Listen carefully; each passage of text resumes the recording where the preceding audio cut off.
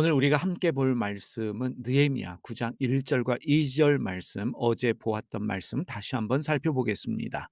그달 24 일에 이스라엘 자손이 다 모여서 금식하면서 굵은 베옷을 입고 먼지를 뒤집어 썼다. 이스라엘 자손은 모든 이방 사람과 관계를 끊었다. 그들은 제자리에 선 채로 자신들의 허물과 조상의 죄를 자백하였다.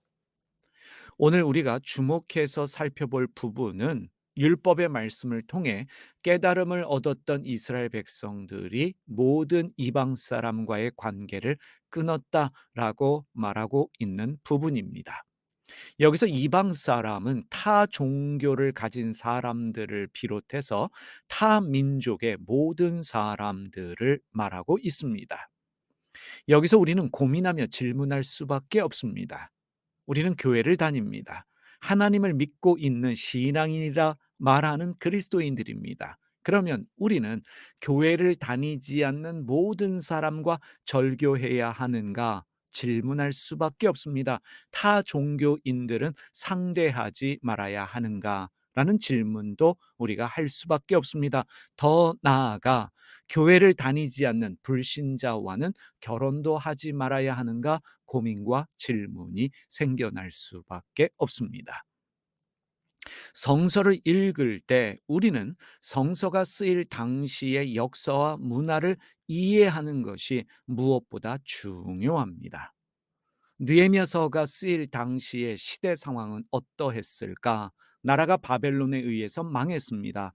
바벨론의 포로로 끌려가 70년간 포로 생활을 하고 있었는데 모국어인 히브리어 언어도 잊어버렸고, 그래서 당시의 사람들은 아람어를 쓰고 있었습니다. 이방인과의 결혼으로 인해서 민족의 정체성이 사라지고 있는 위기에 처해 있었던 것을 우리가 알아야 합니다. 그래서 자신들의 종교와 문화를 지키는 일이 너무나 중요했기 때문에 지도자들은 타 종교에 대해 배타적이면서 외국인과의 결혼을 막는 그러한 정책과 제도를 만들 수밖에 없었던 것입니다. 우리의 종교와 문화를 지키는 정책을 만들어서 사람들에게 지키라라는 이야기를 할 수밖에 없었던 시대 상황이 있었습니다. 당시 유대인들에게 종교는 그들의 전부였습니다.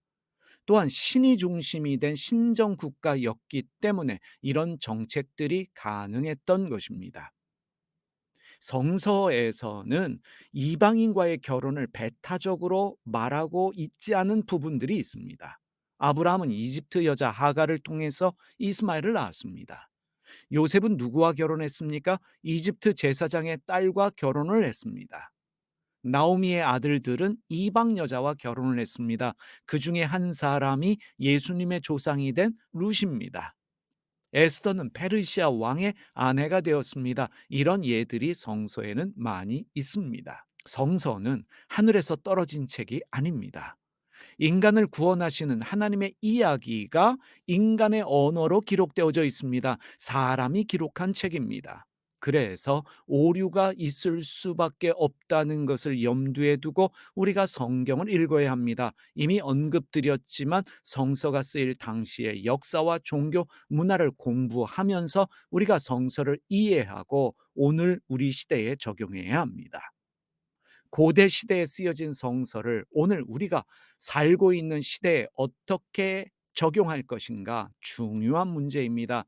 그래서 신앙은 고민하고 질문하고 성찰해야만 하는 것입니다.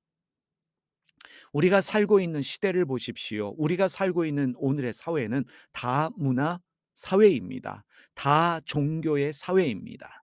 여러 문화가 함께 공존하면서 여러 종교들이 함께 더불어 살아가고 있는 시대를 우리가 살고 있습니다. 이러한 사회에서 그리스도인들이 성서에 대한 공부와 연구가 없이 문자 그대로만 믿는다면 기독교는 편견과 차별을 가진 오만한 종교로 전락할 수밖에 없습니다.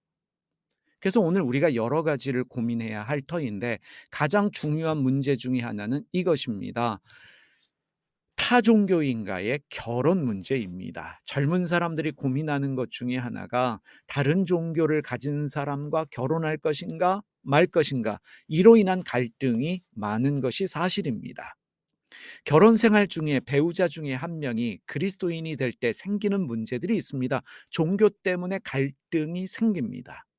서로 같은 종교를 가진다면 문제가 없지만 상대방이 상대방의 종교에 동의하지 않을 때, 배우자 중에 한 사람이 상대방의 종교에 동의하지 않을 때 갈등과 어려움은 생겨날 수밖에 없습니다. 내 종교를 상대방에게 강요한다면 갈등이 생길 수밖에 없는 것이지요. 종교가 무엇입니까? 한 사람의 종교는 그 사람이 가지는 가치관입니다. 종교가 다르다는 것은 가치관과 문화가 다르다는 것입니다. 결혼의 절대 조건은 사실 종교가 아니라 사랑입니다. 사랑이 무엇입니까? 서로에 대한 배려와 존중입니다. 가정 안에서도 가장 중요한 것이 무엇이겠습니까? 서로에 대한 존중과 배려입니다. 설사 다른 종교를 가지고 있을지라도 서로에 대한 존중과 배려가 있다면 그 가정은 평안할 수 있습니다. 그 존중과 배려를 통해서 서로를 통해 배우게 되고, 그리고 서로에게 감동받을 수 있다는 것을 우리가 염두에 두어야 합니다. 우리 사회는 다양한 종교가 존재하고 있습니다. 다른 종교에 대한 존중과 배려가 필요합니다. 서로에 대한 존중과 배려가 없다면 타 종교에 대한 편견으로 적대심을 가지고 싸울 수밖에 없습니다. 현대 사회에서 다른 종교를 적으로 규정하면서 타도의 대상으로 여긴다면 그 종교는 하등 종교다라고 말할 수 있습니다. 타인에 대한 존중이 없는 종교, 타인에 대한 배려가 없는 종교를 어찌 고등 종교라고 말할 수 있겠습니까? 신부님이 성당의 교우들과 함께 식당에서 식사를 하고 계셨습니다. 그런데 스님 한 분이 식당에 시주를 받으러 들어오셨는데, 신부님께서 그 모습을 보고 지갑에서 돈을 꺼냈습니다. 목탁을 치고 있는 스님에게 시주를 했습니다. 그 모습을 보고 교우 중에 한 사람이 왜 다른 종교를 가진 불교의 스님에게 시주를 했는지 물었습니다. 왜 신부님은 전도를 하지 않고 스님에게 시주를 하셨습니까? 신부님이 이렇게 말씀하셨습니다. 우리가 믿는 구원의 길은 주님을 믿는 이 길이지만 스님은 나름의 구원의 길을 찾기 위해 노력하고 있습니다. 무엇보다 우리 모두는 종교와 상관없이 이미 주님의 자녀들입니다. 주님의 자녀인 우리 모두에게 일용할 양식을 주시는 분이 주님이시라면 스님에게도 일용할 양식을 주시는 분이 주님이 아닐까요? 저는 다만 주님의 도구가 되어 스님을 섬긴 것뿐입니다. 여러분들은 이 이야기를 듣고 진정한 신앙인의 삶이 무엇이라고 생각하십니까? 신부님의 행위가 잘못된 것일까요? 만약에 예수님이라면 어떻게 하셨을까요? 또 하나 우리가 생각해야 될 문제가 있습니다. 믿음이 전부라고 믿고 있는 그리스도인들 중에 과학을 비롯한 타 학문에 대하여 배타적인 태도를 가지신 분들이 있습니다. 그리스도인은 학문에 대한 존중함을 가지고 배우는 자세를 가져야 합니다. 신앙인이기 때문에 성경을 제외한 모든 것들을 버리는 것이 아니라 성경과 더불어 신문도 읽어야 하고 과학과 다른 학문에 대한 존중함이 있습니다. 다른 학문에 대한 존중함을 가져야 하는 것입니다. 예를 들어 진화론에 대한 배타적인 태도를 그리스도인들이 가지고 있습니다. 그런데 여러분, 진화론은 무신론도 아니고 유실론도 아닙니다. 진화론은 생명의 기원을 밝혀보려는 과학입니다. 생명의 기원을 연구하는 과학의 분야가 진화론인데, 그럼에도 불구하고 적지 않은 그리스도인들이 진화론은 하나님을 부정한다라고 생각하면서 진화론 공부를 무시하거나 거부합니다.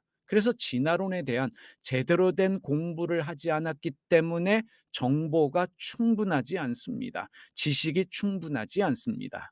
그래도 다행인 것은 최근에 진화론 연구의 중요성을 알게 된 신학자들이 성경과 진화론을 접목한 유신론적 진화론에 대해서 공부하고 있다는 사실입니다. 여러분, 그리스도인이 가져야 될 마음은 존중과 배려입니다. 다른 종교, 다른 민족, 그리고 다른 생각을 가진 사람들에 대한 존중함이 있을 때 우리를 통해 그리스도의 향기가 드러날 수 있습니다. 그것이 주님의 마음입니다. 기도하겠습니다. 하나님 아버지, 우리가 그리스도인으로서 예수님을 닮아가고자 애를 쓰는 그리스도인으로 다른 사람에 대한 존중과 배려를 가진 사람들 되게 하여 주시고, 누군가에 대한 적대심을 가지고 무시하지 않게 하여 주시옵소서. 오늘도 그리스도를 닮아감으로 말미암아 다른 사람, 다른 민족, 다른 종교를 가진 사람들 존중하고 배려하며 친절하고 너그럽게 대할 수 있는 삶을 살게 하여 주시옵소서. 예수님의 이름으로 기도드립니다. 아멘.